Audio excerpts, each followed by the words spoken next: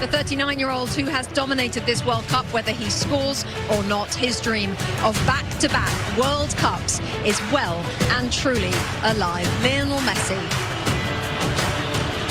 As we welcome you back to Atlanta Stadium, let me just put you in the picture. Well, you can see it behind me. The Argentina fans, very few of them have left their seat, and they are serenading the Argentina players in front of them, especially directly behind us, as you can see there.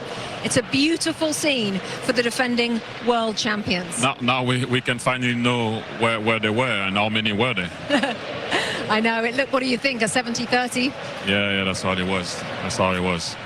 What a World Cup semi-final we have just witnessed. Let's show you the story from start to finish. Coming into this game, plenty of huge names. Lexi, Harry Kane for England, that man for Argentina. Start us off. Huge names, but not a whole lot of action, especially in the first half. So slim pickings. We take a look at this one here with Alvarez getting a shot off.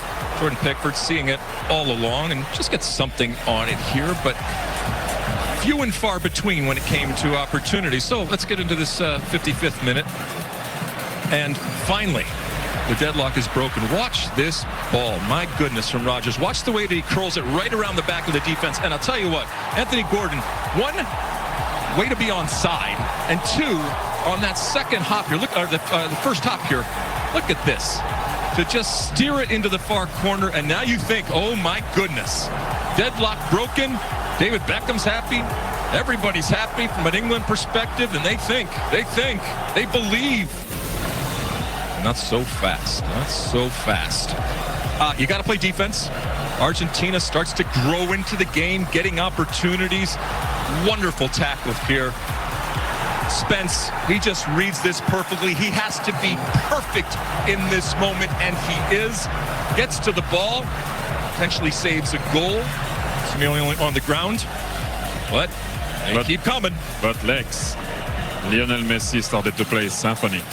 He went on the right, back on his left foot. That's all he did the whole end of the second half. Put the ball on the head of Nico Gonzalez, and Pickford came to the rescue. But that was the first note. Just the first note. As you can see here, Pickford, he has to save that. Still a good save. Still a good save. But the music was coming. Even more, louder. Now, you can see here the point is asking for the ball. Leo, for this time, is inside. What a cross, by the way. And we all thought that the ball was in because we had the view from the other side of where we are. I was like, oh, that's a goal. Bang, post. But as you said, Lex, earlier, and Zlatan also, they hit the post. They didn't care. Let's keep going. Let's keep going. And then the big man came on, and I will leave that one for Zlatan after because it's going to be, as we all know now, first and foremost, the goal of Enzo Fernandez. An assist for Leo Messi. Once again, attracting the ball on the right, putting the ball in the middle for Enzo Fernandez. Jude Bellingham wasn't far to block it, but he didn't block it. And also, we had a nice view because we could see it. As soon as the ball left his foot, I was like, wow, it's over. It's over. 1-1. Momentum. And then the moment when the beautiful moment happened. Good shot by McAllister, second post from him. First one with the header, second one with the right foot, and look at this one. I said yesterday, you're going to see left foot of God, you got to see the right foot of God. What a cross, and look at that header. Good goal. But look at this celebration. Everybody goes to Messi, and not Martinez. Martinez goes also to Messi because they know who the man is, and they know who made the difference. And look how much it means for this guy. Beautiful, beautiful moment. Emotional. And by the way, Lionel Messi now has 8 goals and 4 assists at this World Cup, and he leads the Golden Boot race as Argentina will move into their 7th World Cup final. They have won 3 of the previous 6 as they have taken down. Look at this. That's a good one, to be fair. That is a good. Oh my. So it's Argentina then who make the World Cup final. And as we looked at the story of that day, Zlatan, and especially the Enzo Fernandez goal there, just 4 minutes before the end of the game. England were 4 minutes from the World Cup final plus stoppage time. But that goal goal from Enzo Fernandez felt like the most coming goal of all time. It felt like everyone knew it was coming. When you're playing in that game as an Argentina player, do you also know it's coming? But you feel it. They put pressure on them, just like the gentleman here said. The music was coming, and it got louder. They got a lot of opportunities. They hit the post. They had other opportunities after that also. Then you got to see here the shots from Enzo Fernandez. By the way, what a game he did also, Fernandez. Magic also. Look at this shot. Not a power shot, but precision. Precision, a little knuckleball there, or what do you say, Thierry? Whatever it is, it's beautiful, and the ball went in. That's the most important. They got done on the corner. And this makes England even more deeper, in deeper water. How do you say? Like Exactly that. Oxygen finish. But before that, they were too defensive. Listen, we can say about Argentina, they're amazing. Messi is amazing. But England, they were too defensive. And I'm interested, Thierry, from an England player's point of view, when you are then going deeper and deeper, and your manager is essentially sending that message on, I assume, you tell us, do you know you're doing it? Are you trying to step up? Or what happens in the psyche of a player? First and foremost, I'm going to have to bring you back to when you're on the bench as a coach. To bring you back to when you're on the bench as a coach. Things go so quickly. We sit here, we're calm. We're having a sandwich, we're having a coffee, and we're like, oh, I would have done this, I would have done that. Right. Now we need to analyze it. Thierry, explain with Rashford what happened. We need to analyze it. Rashford was supposed to come on just before Gordon scores. Then Gordon scores, then suddenly 5 minutes after he goes into a back five. And then when you go into a back five early, you lose Rhys James. Then you lose Rhys James. What do you go about it? Then Spence changes. Then you put O'Reilly. But then O'Reilly now is playing on the wing. What are you doing? Boom, they score. Where do you go from that 5-3-2?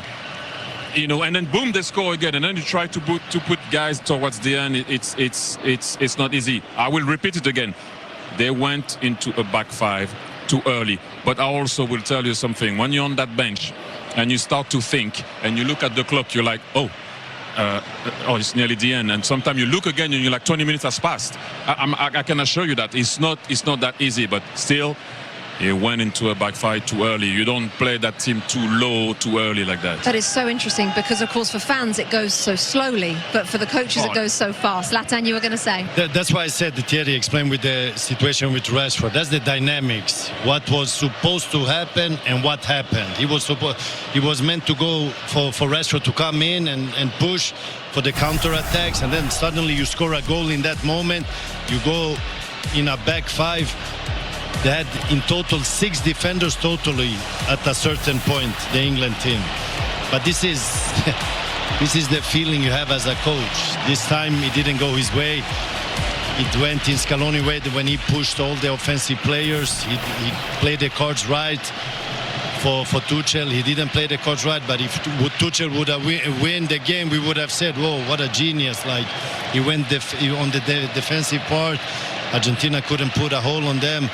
And then, if you look at Argentina, everything happened in the end. In the end, like the last minutes. Not how you start, how you end, yeah. You've always said it, Lex. Well, I mean, now we're taking a little time away. And again, if I put myself in an England's fan shoes, and Tuchel at times, there are games where you say, look, we just got beaten by a better team. We weren't in it. This is not one of those games. This game will and should be dissected in terms of the decisions that were made. To Thierry's point, it's easy from up here to do that. But this was one that was in the palm of their hand for, at times during the game, and certainly when they got that goal. We have seen in this tournament where Tuchel's done the same thing and tried to ride out and done it very well in terms of managing the time and managing the game. It didn't happen in this one. Thomas Tuchel will be the first to tell you that it is very, very fine margins when you get to this point in terms of the separation of teams and what separates winning and losing. And so I think it's going to be fair in this postmortem to look at what happened and the decisions that were made, and were they right? Always going to be relative to what the final score is, but again, it was in the palm of their hand, and it was taken out. Yes, by a wonderful team, and yes, by one of the greatest of all time. But you wonder, even this England team, did they have the wherewithal on the bench? both in terms of the players and in terms of Thomas Tuchel, to see this out? I think they all would all say yes, but this is why we ultimately play the games.